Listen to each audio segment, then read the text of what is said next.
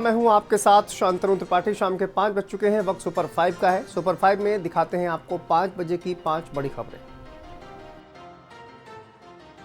उत्तर प्रदेश की सरकार ने एक जिला एक व्यंजन योजना की शुरुआत की थी, जिसके माध्यम से 75 जिलों में जो भी खाने की चीज़ें मशहूर हैं उनको उस सूची में ऐड किया गया था, जिससे विदेशी पर्यटक भी जो लखनऊ पहुँचे या फिर तमाम अन्य जिलों पर पहुँचे वो वहाँ पर उस चीज़ का जायका उठा सके।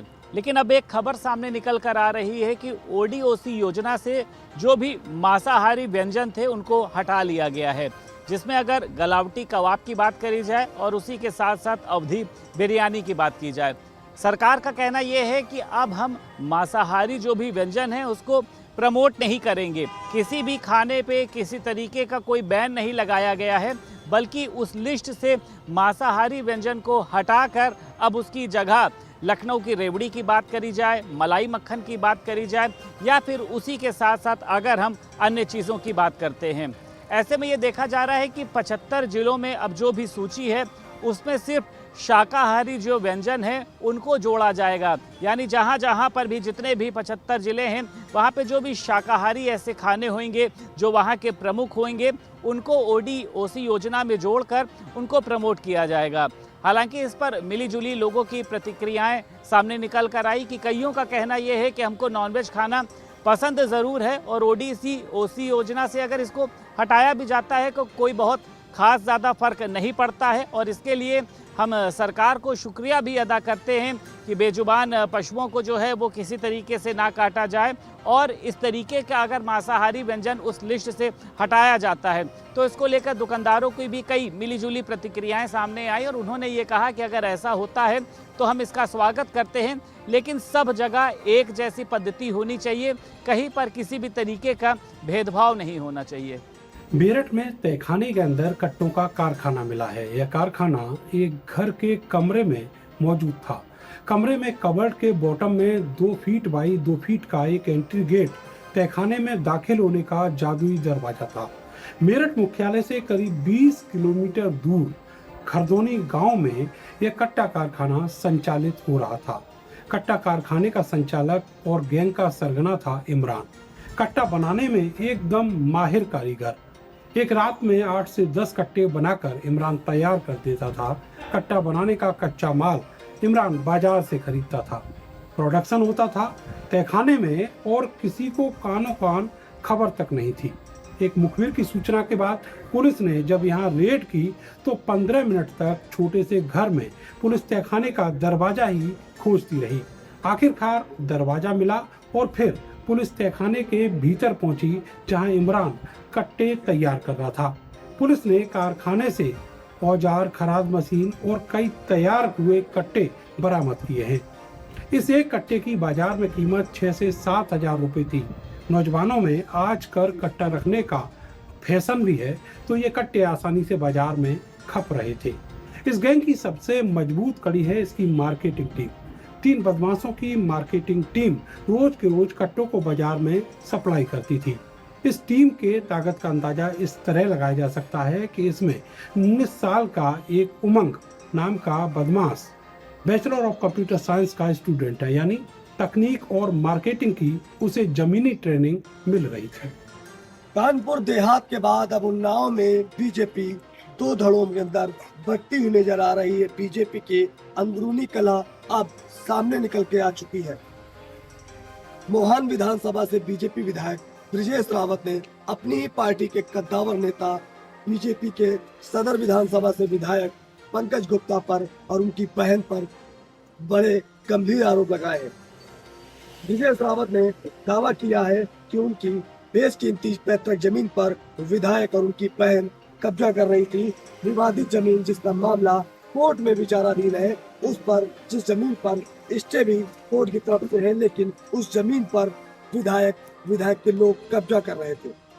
मामला तब गर्मा गया जब विधायक की बहन उस विवादित जमीन पर पिलर लेकर पहुंच गई और जमीन पर पिलर डालने शुरू कर दिए, जिसकी सूचना जब विधायक ब्रिजेश रावत को मिली तो विधायक ब्रिजेश रावत भी अपने समर्थकों के साथ उस जमीन पर पहुंच गए, जहां पर दोनों पक्षों के बीच गाली गलौज और मारपीट जैसे हालात उत्पन्न हो गए।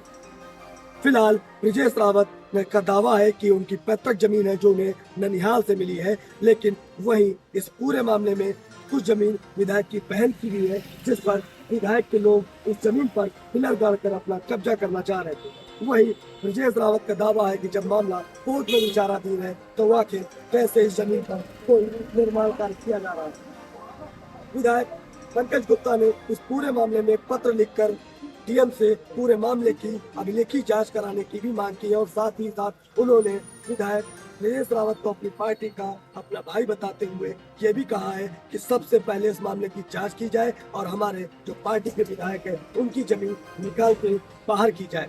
उन पे उनकी जमीन पर भी मेरी मौजूदगी में कब्जा पोजीशन दिलाया जाएगा, लेकिन इस घटनाक्रम में उन्नाव की सियासत में एक नया भूचाल जरूर ला दिया है।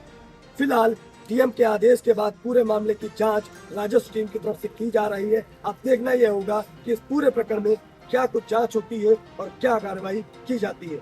उत्तर प्रदेश के हरदोई जिले में मलनावा थाना क्षेत्र का मामला है, जहां एक 7 साल मासूम बच्चे का अपहरण किया, बल्कि उसके साथ कुकर्म किया। कुकर्म करने के बाद उसको मक्के के खेत के में गड्ढे में दबा दिया। बहरहाल पुलिस जो है पूरे मामले में जांच पड़ताल में जुटी और पुलिस अधीक्षक अशोक कुमार मीणा ने जो कि बताया है कि जल्द से जल्द इसका खुलासा किया जाएगा। वहीं बीती रात में पुलिस ने जो है कई टीमों को सक्रिय किया और घेराबंदी कर पुलिस को सूचना मिली और पुलिस ने घेराबंदी कर आरोपी को जो है इनकाउंटर किया और जवाबी में एक जो एसओजी प्रभारी थे वो भी घायल हुए। मुठभेड़ में जो आरोपी था उसके सीने में गोली लगी है, वो मौत के घाट उतार दिया गया है। उसके अलावा अगर हम बात करें कड़ियावा थाना क्षेत्र में 25,000 का इनामिया बदमाश भी जो है पैर में गोली लगी जो कि घायल हो गया है, उसको भी पुलिस ने गिरफ्तार कर लिया है। इससे पहले बात करें कि अतरौली थाना क्षेत्र की, तो अतरौली में भी एक महिला के साथ जो है जेवरात लूटने का मामला आया था, तो उसको भी जो है कल रात पुलिस ने जो घेराबंदी की और कहीं ना कहीं उसको गोली मार दी। पैर पे गोली लगने से घायल हुआ आरोपी और उसको भी पुलिस ने हिरासत में ले लिया। वहीं अगर अदर प्रदेश की अगर हम बात करें तो उत्तर प्रदेश के कई ऐसे जनपद हैं जहां पर मुठभेड़ हुई है। कानपुर देहात की एक बात करें, जो 4 लुटेरे थे उनको भी पैर में गोली लगी है। अमरोहा की अगर बात करें तो अमरोहा में भी जो है एक युवक को गोली मारी गई मुठभेड़ में, उसको भी जो है घायल किया, घायल कर वहीं के ट्रामा सेंटर में भर्ती कराया। आरोपी पुलिस के हिरासत में है। वहीं शामली की बात करें तो 25,000 का इनामिया, उसको भी पैर में गोली लगी है। और वहीं अगर हम बात करें श्रीवस्ती की तो 50,000 का इनामिया बदमाश, वो भी जो है पैर में गोली मारी गई और उसको भी पुलिस ने हिरासत में ले लिया है। अब उसका भी ट्रीटमेंट ट्रामा सेंटर में चल रहा है। तो अगर हम हरदोई की बात करें, एक देश और पूरे प्रदेश की अगर बात करें तो 5 से 6 जो इनकाउंटर जो हुए हैं लगातार, इससे कहीं ना कहीं पूरे प्रदेश में एक चर्चा का विषय बनी हुई है। पुलिस ने एक सराहनीय कार्य किया है। योगी सरकार में लगातार पुलिस एक्शन में है। लूट मार डकैती करने वाले, अपहरण जैसी हत्या करने वालों पर अब पुलिस पूरी तरीके से शिकंजा कसी है। लगातार ये पुलिस का सराहनीय कार्य, ये चर्चा का विषय हरदोई में बनी हुई है। धर्मांतर गैंग का जब सीपी दीपक कुमार ने खुलासा किया तो इसमें आशय समेत 14 मुख्य आरोपी गिरफ्तार हुए और साथ ही 2 सगी बहनों को आगरा पुलिस बचा के लाई कलकत्ता से।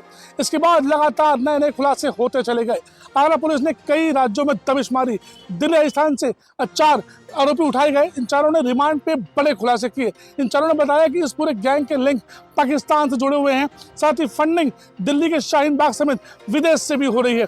दिल्ली का शाहीन बाग एक बार फिर से सुर्खियों में आ चुका है। वहां पे लोग अभी भी छुपे हुए हैं, जहां लगातार आगरा पुलिस प्रयास कर रही है दबिश मारने के, रेड मारने के। सबसे बड़ी बात यह कि इसमें टैब की बात आ रही है। उस टैब में पूरी डिटेल है कि कहां से फंडिंग आ रही है और कौन कौन इसमें लिंक है। एक बड़ा रेक्सेस है, बड़ा रैकेट है, बड़ा गैंग है, जिसका पुलिस ने खुलासा किया। सीपी दीपक कुमार लगातार ये प्रयास कर रहे हैं कि इसमें कोई भी शातिर आरोपी बच न सके। इस गैंग के तहत दिल्ली से लेकर कश्मीर तक लिंक है। हर राज्य में, हर स्टेट में जहां जहां पुलिस को लीड मिल रही है वहाँ दबिश हो रही है और गिरफ्तारियां हो रही हैं। जिस प्रकार से गैंग ने खुलासा किया कि फंडिंग बड़े लेवल पे ये ब्रेन वॉश करते हैं नाबालिग युवकों का और उसके बाद ये कन्वर्ट करते हैं, इन्हें बताते हैं कि कैसे हिंदू धर्म में कुरीतियां हैं, दिक्कतें हैं, आप आइए इस्लाम धारण करिए। तो सारा ब्रेन वॉश किया जाता है, इसमें बड़ा नक्सस काम किया जाता है। प्रत्येक युवक को पैसा मिलता है कन्वर्जन के लिए, इसकी फंडिंग कश्मीर समेत बॉर्डर से की जाती है, एक बड़ा फंड आता है। दाऊद अहमद जो फरार चल रहा है, जो छुप छिपा कनाडा जाके, इसे घर आगरा पुलिस कुल कर चुकी है भोपाल में जाके। लगातार आगरा पुलिस धर्मांतर पर प्रहार कर रही है, डैमेज कर रही है। प्रयास ये है कि जितने भी नक्सस रैकेट है वो सबका खुलासा हो, क्योंकि अभी इसमें कई गिरफ्तारियां होना बाकी हैं। आगरा पुलिस करीब 25 युवकों को अब तक बचा चुकी है इनके चंगुल से, और इसके अलावा लगातार ये प्रयास है कि जो भी नक्सस है, जो भी लोग अन्य हैं, उन सबकी कलाई खुलती चली जाए, क्योंकि इसमें किसी को बख्शना नामुमकिन है। पुलिस का पूरा प्रयास है कि जिस प्रकार से इन लोगों ने माहौल बिगाड़ा पूरे देश का, प्रयास किया, पाकिस्तान इन्वॉल्व हुआ है, इनकी सभी जड़ें खोद दी जाए।